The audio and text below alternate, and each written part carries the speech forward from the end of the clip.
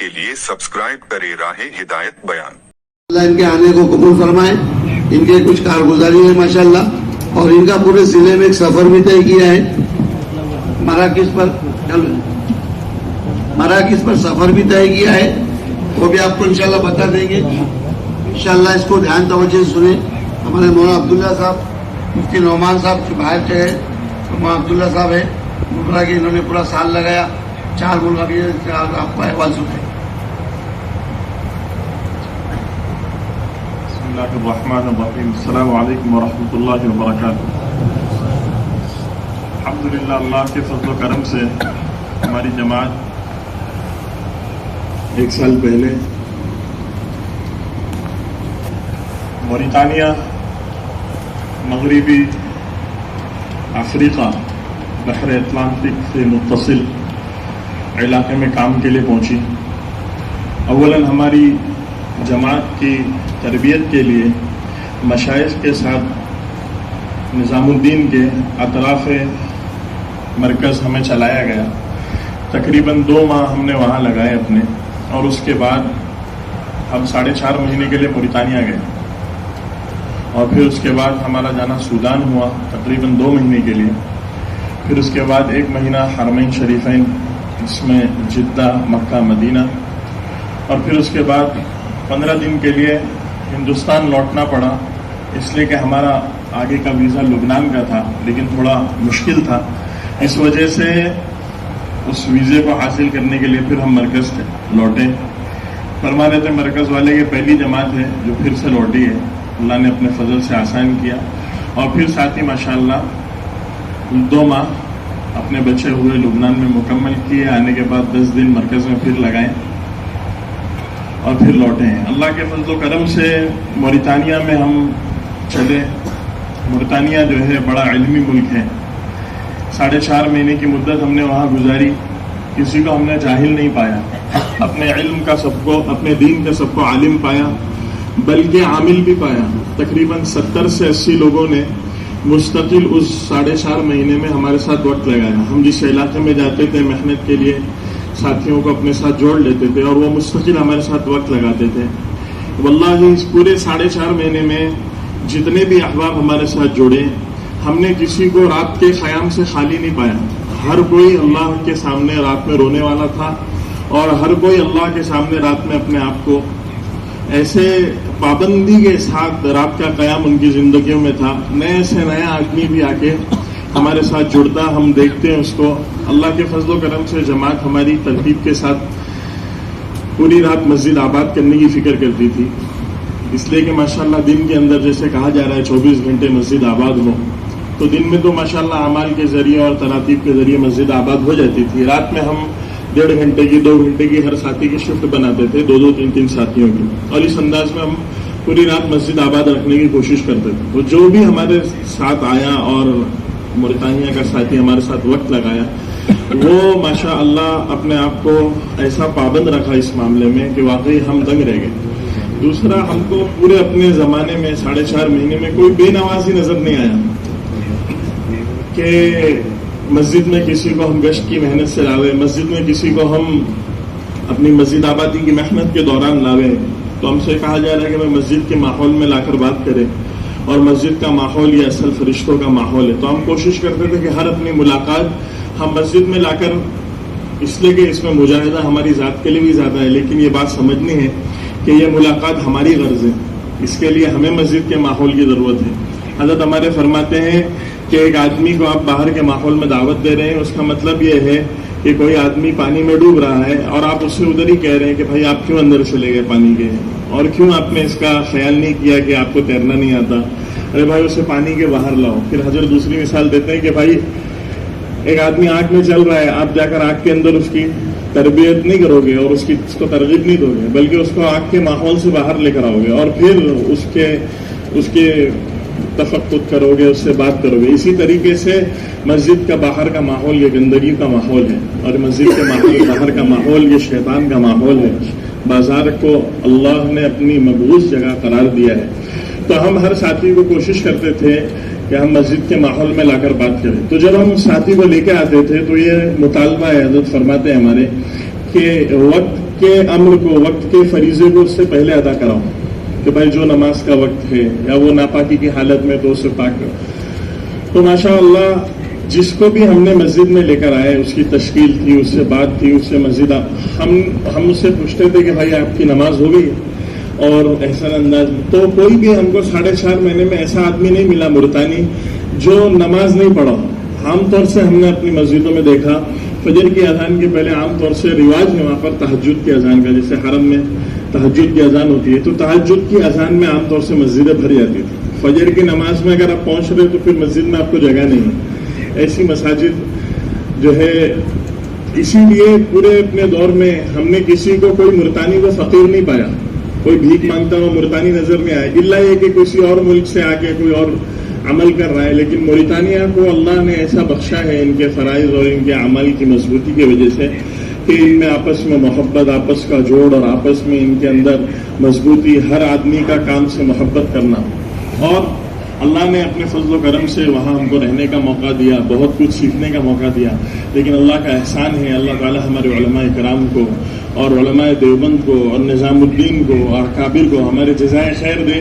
وہ لوگ اتنے گہرے، اتنے بڑے اور اتنے بڑے علم والے، اتنے بڑے عمل اور تقوی والے تھے، لیکن ہمارے سامنے اپنے آپ کو دوزانوں رکھتے تھے اور ہماری ایسی قدر کرتے تھے اور کہتے تھے کہ بھائی آپ آ گئے ہیں، آپ نظام الدین سے آئے ہیں، آپ علماء دیوبند کے شاگرد ہیں، یہ ملک کا مشورہ آپ کے ہاتھ میں ہے، آپ ہم کو چاہے جیسے استعمال کریں۔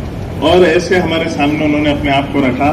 تو اللہ کا فضل ہے، وہاں پرانوں کا اجتماع ہوا، تقریباً 25,000 پرانے جڑے، جس میں سے 309 جماعتیں اللہ کے راستے میں نکلی۔ اس کے بعد پھر تقریباً 8 ان کے ضلع ہے، اضلاع ہے، چھوٹا سا ملک ہے، 40 لاکھ کی آبادی ہے۔ اس کے بعد جب ضلع کے اجتماعات ہوئے، تقریباً تھے تو 8 جگہ، لیکن 17 جگہ اجتماعات ہوئے صاحب، تو ہر اجتماع سے 20 جماعت، ہر اجتماع سے 25 جماعت ایسی اللہ کے راستے میں نکلی۔ تو تقریباً 500 ساڑھے 500 جماعتیں اللہ کے راستے میں موریتانیہ کے زمانے سے نکلی۔ اجتماعات کا دور ہم کو ملا، ساتھیوں نے بھی جم کر محنت کی، لیکن اس کے ساتھ ساتھ وہ کہتے تھے کہ ادب میں، تقوی میں، حدیث میں، ہر اعتبار سے اللہ رب العزت نے ہندوستان کو قبول کیا ہے اور آگے رکھا ہے۔ اور وہ کہتے تھے کہ ہم ان کے اعمال کے ساتھ ساتھ کہ آپ حضرات ہندوستان والے یہ بلاد جود والے ہیں، مطلب آپ لوگ محنت کے اور مجاہدے کے اور تربیت کے علاقوں والے ہیں، اس لیے آپ ہمارے استاد ہیں، آپ جیسے فرمائیں گے اور جو فرمائیں گے ہم آپ کے سامنے اپنے آپ کو پیش کر دیں۔ تو یہ اللہ نے مرکز کی نسبت پر اور نظام الدین کی نسبت پر اور علماء دیوبند کی نسبت پر، اشکام کی نسبت پر اللہ نے ہمارا ایسا انتخاب کیا اور ہم کو ایسے قبول کیا۔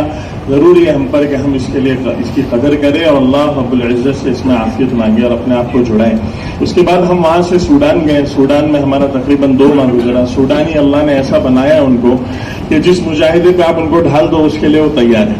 تو پہنچتے ساتھ دوسرے دن جب انہوں نے جماعت کو دیکھا، اپنے آپ کو ایسے حوالے کیا کہ بھائی یہ ہمارے ملک کا مشورہ، آپ ہم کو چاہیں جیسے استعمال کریں۔ اور پھر اس کے بعد اللہ نے وہاں پر مدارس کے محنت کے اعتبار سے فکر ہوئی، تقریباً 70 سال سے وہاں پر کام ہے۔ شیخ صاحب وہاں کے امیر ہے، اس وقت عالمی اعتبار سے جتنے عمرا ہیں، شیخ صاحب اس وقت سب سے پرانے امیر ہیں۔ مولانا یوسف صاحب رحمۃ اللہ علیہ کے زمانے سے سوڈان کے امیر ہیں۔ تو اس وقت جتنے عمرا ہیں پورے عالم میں، اس میں سب سے پرانے امیر شیخ صاحب ہیں۔ تو وہ ماشاءاللہ ایسی محبت کے ساتھ نظام الدین سے آئے۔ ہم نے ان سے بارہا کہا، بزرگ آدمی ہے، زندگی دعوت پہ کھپائی ہے، ولی اللہ ہے، وقت کا کتب ہے، افضال ہے۔ ہم نے ان سے بار بار کہا کہ آپ ہمارے لیے دعا کر دیں۔ فرمانے لگے کہ نظام الدین سے آیا ہے آپ، وہ اردو بولتے تھے اپنے حساب سے، اتنے سالوں سے کام میں لگے تھے، وہ کہتے ہیں آپ نظام الدین سے آیا ہے، ہم آپ کے سامنے دعا کرائیں، ہم آپ کے سامنے دعا کریں تو اللہ ہم سے ناراض ہو جائے گا، دعا تو آپ ہی کرائیں گے۔ ایسے آنے والوں کی اور مہاجرین کی وہ واقعی میں قدر کرتے تھے، اللہ ہم کو قدر نصیب فرمائے۔ اور اس کے بعد پھر ہمارا جانا حرمین ہوا، وہاں پر بھی ماشاءاللہ بڑی اچھی محنت ہوئی، وہاں پر بھی ماشاءاللہ بڑی اچھی محنت ہوئی۔ عربوں نے خوب استعمال کیا اور خوب ساتھ دیا۔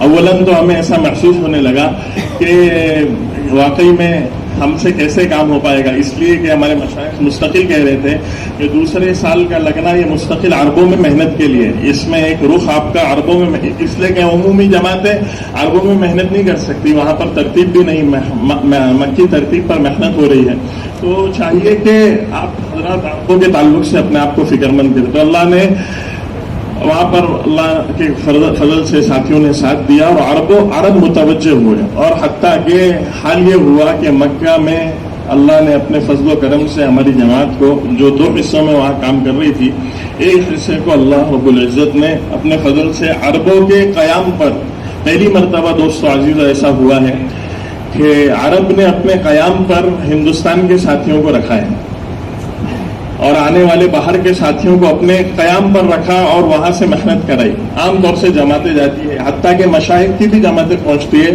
تو رہتی اردو آدمی میں، اور محنت آ کے کرتی ہے وہ عرب میں ملاقات، کبھی موقع مل گیا، کبھی ایسا، کبھی انہوں نے بلا لیا، کبھی ہمارا رہبر چھپتے چھپا، اس انداز میں ہی بس محنت ہوتی ہے۔ لیکن اللہ کے فضل و کرم سے مسجد آبادی کے ذریعے سے وہ اتنے متاثر ہوئے، علماء کے سال کی جماعت حضرت کو اللہ جزائے خیر دے کہ انہوں نے اس رخ کو مولانا یوسف صاحب رحمۃ اللہ علیہ والے پھر سے زندہ کیا، تو وہ اتنے متاثر ہوئے اور وہ رونے لگتے کہ آپ حضرات کس طریقے سے پورا سال نکلے ہو، اور بیوی بچے ہیں، آپ علماء ہیں، اور اس کے علاوہ بغیر موبائل کے نکلے ہو، پورا سال علماء بغیر موبائل کے لگا رہے ہیں۔ تو یہ بات ان کو اتنی متاثر کرتی تھی اور وہ ایسے متوجہ تھے، اور جو تقاضا ہم ان کو دے مسجد آبادی کے تعلق سے، خروج کے تعلق سے، مختصر میں کارگزاری ہے۔ ہم 2 دن عرب، ایک شیخ مبارک ہے، حسینی ہے، شریف ہے، سید ہے، ان کے مکان پہ ہمارا قیام تھا، 2 دن ہم وہاں پر قیام کیے، تو تھوڑا سا عرب ہے، ہم سے یہ کہا گیا کہ آپ سنبھال کے رہو، احتیاط سے رہو، بہت ساری تقریباً اتنی ہماری مجلسیں ہوئی عربوں کے ساتھ احترام سے رہنے کی، تو واقعی ہم نے اس بات کو محسوس کیا کہ واقعی ان کے ساتھ احترام، تو ہم نے بہت احسن انداز میں سوچا۔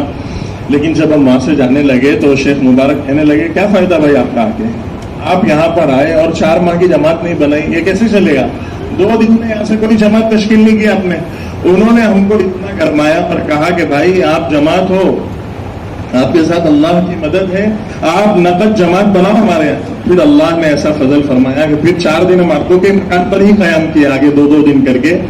وہ لڑتے تھے باقاعدہ مشورے میں کہ جماعت ہم کو چاہیے، اور اپنے آپ کو ایسے پیش کرتے تھے کہ بھائی وہ جماعت۔ پھر ایسا ہوا، عمرہ کا زمانہ تھا، دمام والے، ریاض والے، علاقوں والے، تبوک والے، علاقوں والے پہنچتے تھے، اور پھر وہ جماعت کا یہ دیکھتے تھے کہ جماعت محنت کر رہی ہے تو مطالبہ کرتے تھے، اور اتنا جم کر مطالبہ کرتے تھے، لیکن ہمارا عمرہ ویزا تھا، ہم جا نہیں سکتے تھے۔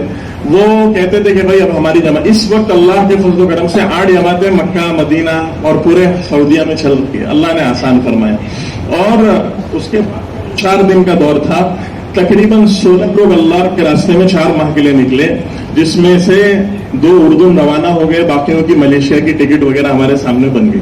تو اللہ نے آسان کیا اور فضل فرما کر نقد وہاں سے عرب جو صحابہ کی اولادیں ہیں، انس بن مالک کی، ابو عمید ساعدی کی رضی اللہ عنہم، عثمان بن عفان کی، عمر بن الخطاب کی، ان کی اولادوں کے ساتھ رہنا، ان کی صفات، اور واقعی میں ایسا ہمارے لیے بھی دور تھا اور وہ ایسا وقت تھا۔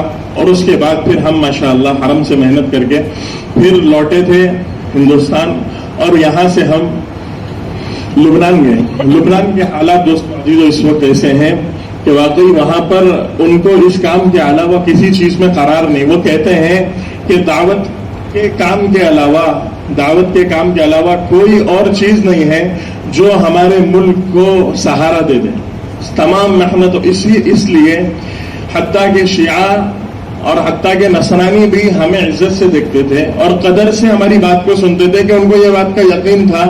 ہماری ایسی اتنی ملاقاتیں شیعوں اور نصرانیوں کے ساتھ ہوئی، ہم بتلا نہیں سکتے۔ وہ کہتے تھے ان کے ماں باپ کہ ہمارے بچے نصرانی ہو گئے، آپ ان کا کچھ کرو۔ وہ ہمارے پاس آتے تھے، اور اتنا برا حال اس وقت، کیا تو وہ اولاد انبیاء ہے، اولاد صحابہ بھی نہیں، اولاد انبیاء ہے، بلاد شام۔ لیکن وہ کہتے تھے کہ اب اس محنت کے علاوہ ہمارے پاس کوئی چیز نہیں بچی ہے جو ہمارے ملک کے پاسے کو پلٹ دے۔